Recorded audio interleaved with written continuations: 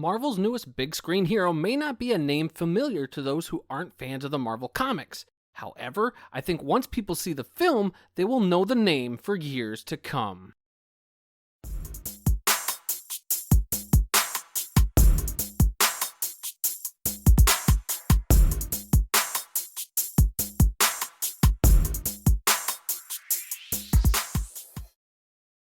Trying his best to live his life on his own terms, Shang-Chi is pulled back into the world he left behind. His father, the leader of the shadow organization known as the Ten Rings, wants his son to return home, but for what purpose?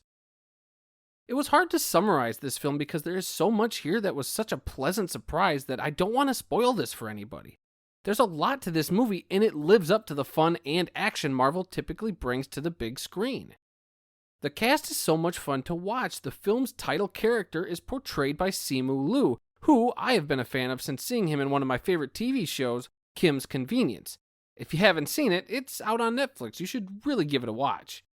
Anyway, Simu really brings charm and heart to the role, and for his first big screen leading role, he carries the film no problem, and I look forward to where his character will fit into the greater Marvel Cinematic Universe.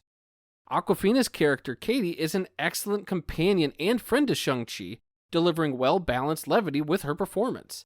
But the standout from this has to be the performance of Tony Leung, who not many would be familiar with from the western part of the world.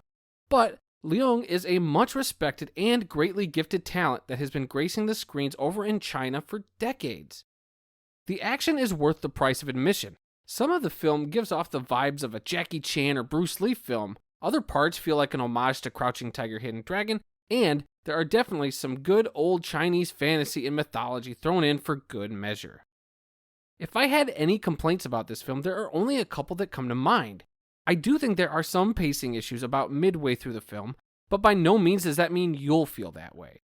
My other issue has to do with the third act. While there is plenty of spectacle, and I'm not saying the spectacle is bad, I just found things to be a little sloppy.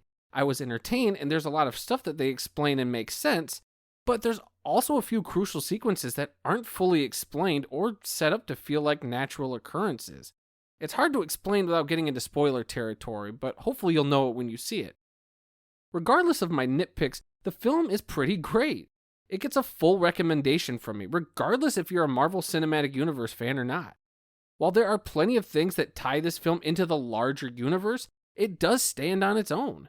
The bigger picture stuff is just the icing on the cake. If there were no references to the bigger MCU, this would still be a very high recommendation. I'm giving Shang-Chi and the Legend of the Ten Rings a B+.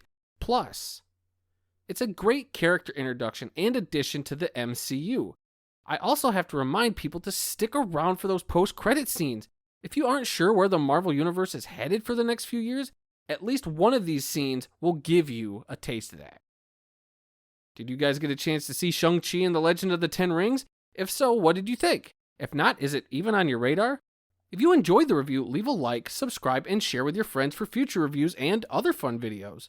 Until the next one, I'll be seeing ya.